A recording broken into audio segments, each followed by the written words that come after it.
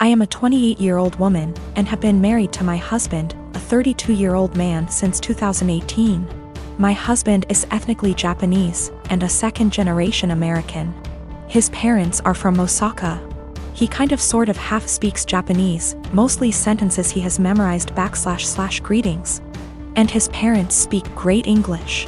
On the other hand, I lived in Japan for 3 years, so I am conversationally pretty good. I have studied hard to get to the level I'm at, and I have passed level 2 of the Japanese language proficiency test. Not great, but not bad. Lately, my husband is super into me calling him Goshijin-sama, which can be translated to my honored husband. It's extremely unusual to call your own husband this, as it is usually reserved for other people's husbands as a respectful term. But it's kind of an anime / Japanese geek culture thing. I was okay with it in private because it makes him happy. Last week went to his parents' house for dinner, and on the way over he asked if I could call him Goshijin-sama all evening. I immediately shot his idea down with a firm no, because that would be super embarrassing. His parents are native Japanese speakers in their 60s. I'm not going to subject them to what you'd pay a waitress in a maid cafe $20 for a cup of coffee to call you. To be honest, I don't think my husband really gets how the phrase is properly used, despite his insistence. He kept trying to convince me, reminding me that he is Japanese and knows what is proper. Despite the fact that I speak better Japanese than him, but I was having none of it. I just shut down and tuned him out. We got there, and sometime into the night I called his name to ask if he wanted a drink. Despite him being in hearing range, he ignored me. I said it again, and this time he looked at me, gave me this pleading shrug, and then turned back to the TV. I didn't get him a drink and just got myself one. A while later, I said his name again, and he audibly sighed. He told me that he wanted me to call him what I call him at home. To which I responded I would most certainly not be calling him what I call him at home. This was all in front of his parents, by the way. On the car drive home, I told him that I wasn't going to call him Goshijin-sama anymore because he can't draw the line between fun, playful couple stuff and his parents. He has sulked for the past week and I don't even know what to do. Normally I would not even consider the possibility that I was wrong here, but he's normally a very rational, reasonable, and respectful person. I feel like I'm being gaslighted and don't know what to do. I met this guy about 18 months ago, and we've been together since. He knows about my employment history, and he said that he has no issue with it. Though he did ask me to tell his family the white lie I occasionally use on my CV and stuff, which is that I was a waitress. A month ago we found out that I'm 2 months pregnant. He says this is great news, and we should move in together. I assumed he'd be moving into my place because he rents his far smaller 1-bedroom flat while I own mine. And I have room for a baby's room while he doesn't. Also, I really don't want to leave my flat.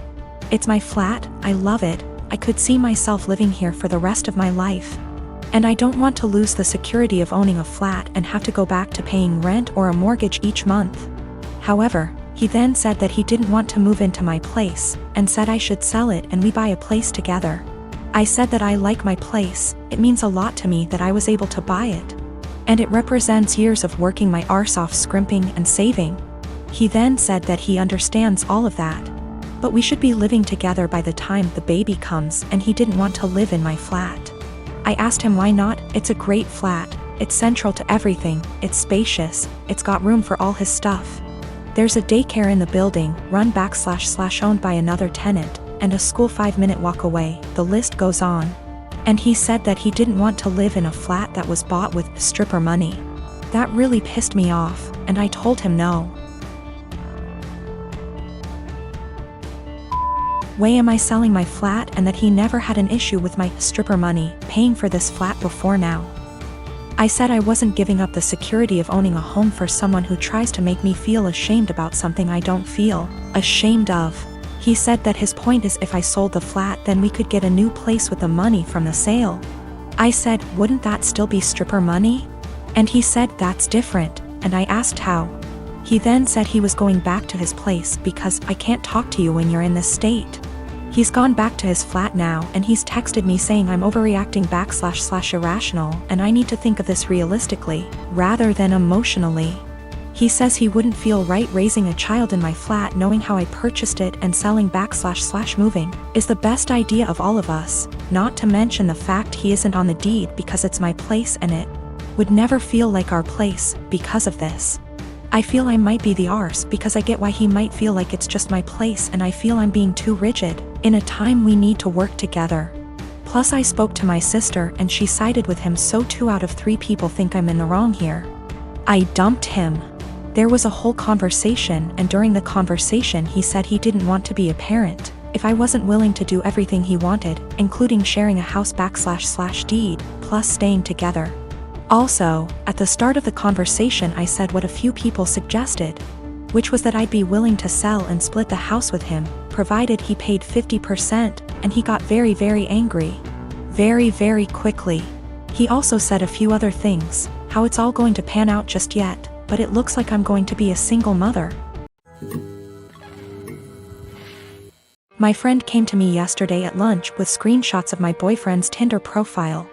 The pictures were all old photos, so I confronted him immediately, expecting to hear something like, "Yeah." I forgot to delete that. Which is cool. He denied being on Tinder at all, and my friend suggested that she make an account, set it to his specifications, and see if he turns up. And there's his profile. So, this means that my boyfriend has been active on Tinder within the past 2 weeks. I confronted him with this and he changed his story. Now he's saying that his friend has been using his account. He shows me his phone and says, "Look, I have nothing to hide." And of course the app is deleted. So I take his phone, download Tinder, log in with his Facebook, and see that he has been active, albeit infrequently. There was one girl that he tried to meet up with back in May when I was out of town. The girl gave him her phone number, and even though he deleted whatever messages they exchanged, I still saw that he had her saved in his contacts. So that's about everything that I know. He either cheated on me or planned on cheating on me while I went out of town, and I'm sure this isn't the only time it's happened. This relationship is pretty much over. He is swearing up and down that it's not true. He doesn't use Tinder and he doesn't know this girl. I'm going crazy with how much he's outright lying. He seems so sincere, but I know what I saw. I can't listen to him deny this one more time. This blew up while I was away. I'm sorry I won't be able to respond to every comment.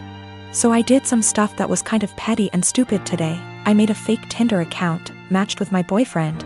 And he starts messaging me and immediately asks me to meet him for a drink.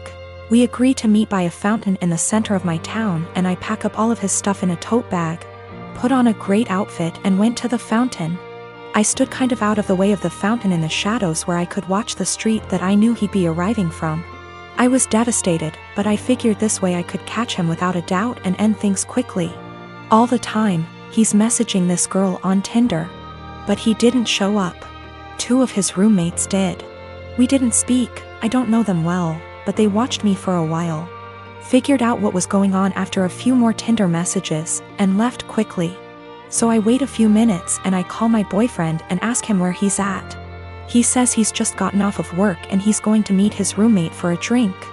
I confront him with the fake Tinder profile and he's dumbstruck and furious with his roommate, who he swears up and down is behind all of this.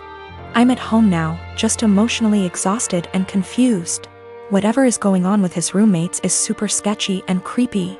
Up until this point my boyfriend and I had a great relationship. Really, no red flags anywhere. If I had already been suspicious that he was cheating, this would be a much easier break for me. The most recent message on his Tinder account, when I checked it yesterday, was sent to a girl he had matched with before we met. It said, "Would you want to meet up with my friend?" My boyfriend is the kind of person whose iPhone passcode is 0000. I wouldn't be surprised if his roommates did know all of his passwords. So, his Tinder account is still matched with my fake profile. To me, that indicates that he probably isn't the person operating the Tinder profile. If it were him, wouldn't he have blocked the fake profile immediately? A lot of people have said that he probably sent his roommates to check things out for him. I can't write that off entirely, but my gut says that it isn't true. I just don't think it's very likely. When it comes to his roommates, I'm very concerned that they have been using his profile to trick women into meeting with them. The fact that his profile hasn't been deleted makes me worry that my boyfriend is in on this. So that's about where I'm at right now. I'm worried that all of them are working together to at best, scam women, at worst, assault them, and my boyfriend is at least passively involved. Either way, I feel some responsibility to do a little more digging. My husband and I, both in our early 30s, have been together for over a decade and made the decision to not have kids. I like kids, I have nieces and nephews, we just don't want them for our own reasons. He had a vasectomy, which only a few people know about.